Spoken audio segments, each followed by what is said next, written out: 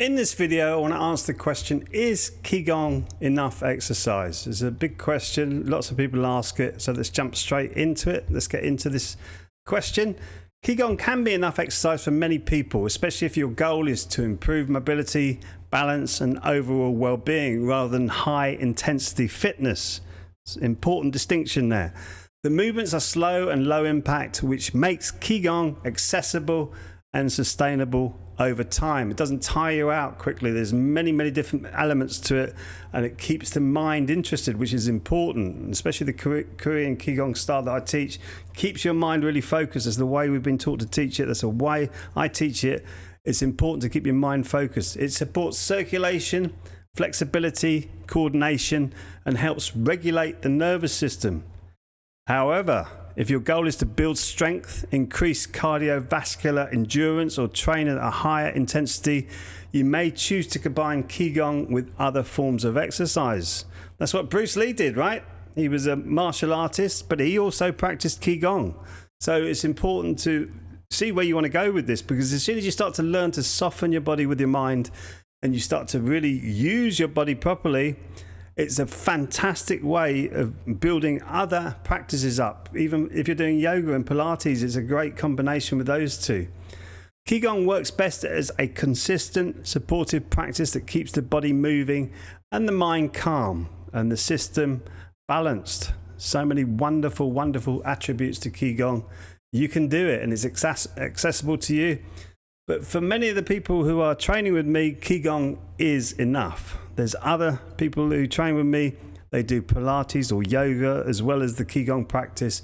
So you can open it up. And many of the yoga people who come to me, they realized they couldn't move their bodies in certain ways, but their stretching was phenomenal. So it's really opening up your body to different practices, and it's a mind-body practice. And actually yoga means union, and it's the umbrella, as far as I'm concerned, of this whole thing. When the monks took the Vedic martial arts round to Southeast Asia and met the Shaolin monks, Qigong came out of that, and many different other practices came out of that. But it's an eightfold path of yoga that Qigong actually falls under that umbrella. So it's all part of the same family.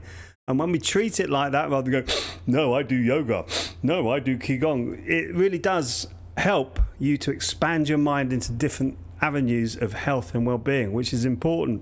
And Qigong, really, the way we teach it is about the mind, focusing the mind on the body and the breathing, because our mind goes everywhere. It's like a time traveler, right? So you've got to keep focusing your mind on your body and your breathing. That is so important. So if you want to go deeper with me with the Qigong, the Wellbeing Academy, you can go to this page, which click the link below this video, and the Qigong for Beginners guide is there. You can click that. You can go to the healing power of Qigong. That's also important to understand how it really heals you. You've got live classes, which is really part of the journey at the Bright Beings Academy, which if you begin, it's free.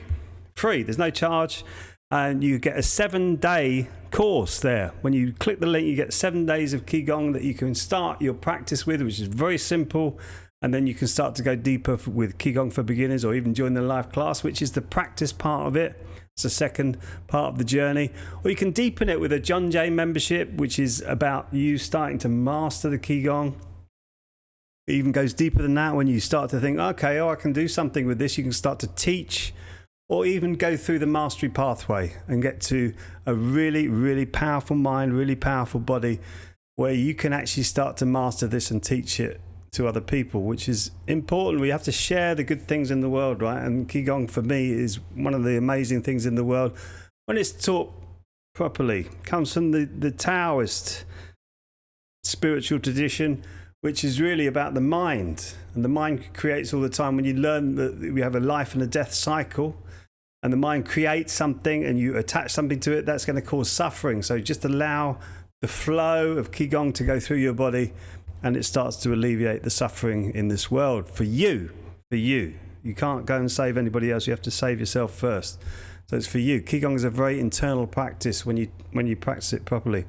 So that's how you get involved with me. You click the link below. If you just want more videos like this on YouTube, that's great as well. Just click the subscribe button, and I look forward to seeing you in the next video. Till then, be well and keep shining.